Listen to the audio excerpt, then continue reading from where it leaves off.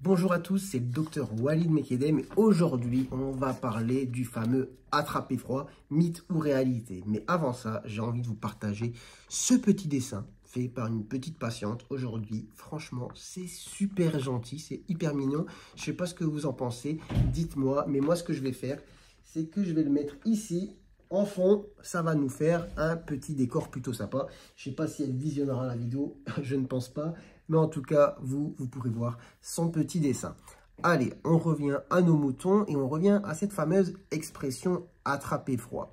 Alors, est-ce que c'est vrai? Est-ce qu'on peut tomber malade justement à cause du froid? Alors, vous aurez sûrement entendu des gens vous dire « mais non, tu ne tombes pas malade à cause du froid ». Et puis, il y en a d'autres qui vous diront « bien sûr que si, moi je tombe malade l'hiver et l'été, je suis tranquille ». Alors, pourquoi? Alors, il y a déjà des fois des hypothèses que vous avez peut-être entendues. Il y a certaines personnes qui vont dire que l'hiver, eh bien, on est dans des espaces peut-être un peu plus confinés, on n'ouvre pas la fenêtre, donc il y a plus de virus qui circulent.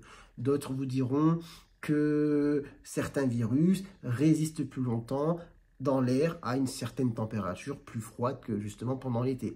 D'autres diront aussi que pendant l'hiver, avec les changements de température brusques, quand on va du chaud au froid, notre corps dépense plus d'énergie et à force, ça peut peut-être diminuer notre immunité. Bon, bref, tout ça, c'est des hypothèses qui ne sont pas farfelues et qui peuvent peut-être expliquer le fait qu'on tombe plus malade d'hiver. Mais il y a quelque chose de concret qui a été découvert récemment, et quand je dis récemment, c'est l'année dernière.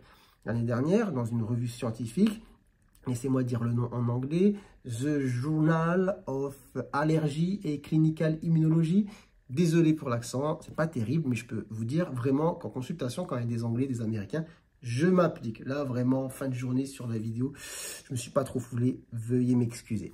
Eh bien, dans cette étude, publiée dans cette revue, en décembre de l'année dernière, qu'est-ce qui est mis en évidence? Eh bien, on regarde, enfin, pas moi, mais les chercheurs regardent en vue qu'au niveau du nez, au niveau de la muqueuse nasale, il y a quelque chose qui est sécrété, qu'on appelle des vésicules extracellulaires, qui vont permettre de faire un premier barrage contre les virus venus de l'extérieur. Donc voilà, ça va capter un petit peu les virus et faire une défense, tout simplement, pour éviter justement de tomber malade.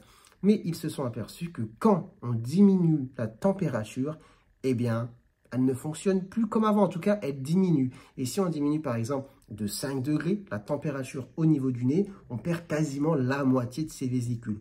Et il suffit qu'il fasse même pas 0 degré, hein, il suffit qu'il fasse 5 degrés à l'extérieur et la température à l'intérieur de votre nez passe de 37 à environ 32 et vous perdez quasiment la moitié de ces vésicules extracellulaires qui servent de barrage contre les virus. Et du coup, en conséquence, vous l'aurez compris, c'est assez simple, on peut tomber plus facilement malade de toutes les petites viroses de l'hiver.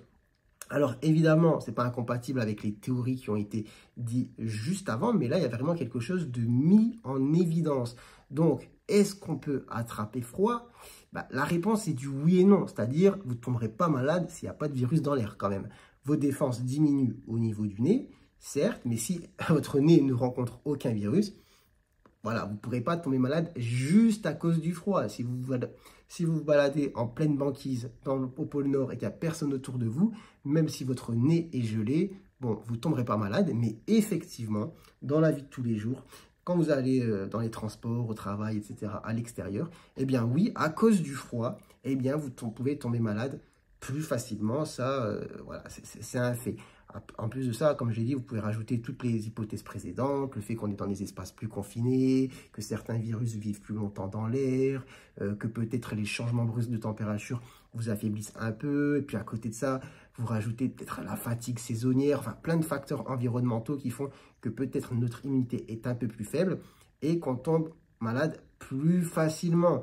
Mais vous pourrez quand même, durant les repas de famille de fin d'année, sortir quelque chose de stylé avec cette histoire de vésicules extracellulaires qu'on trouve au niveau de la muqueuse nasale qui diminue quasiment de moitié avec les températures froides et qui font qu'on va attraper plus facilement les virus de l'hiver. Voilà un petit peu l'explication.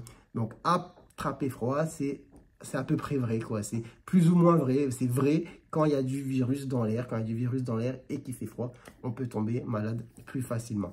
Enfin bref, j'espère que vous aurez appris quelque chose avec cette vidéo. N'hésitez pas à sortir cette petite information durant les repas de famille, comme je vous l'ai dit.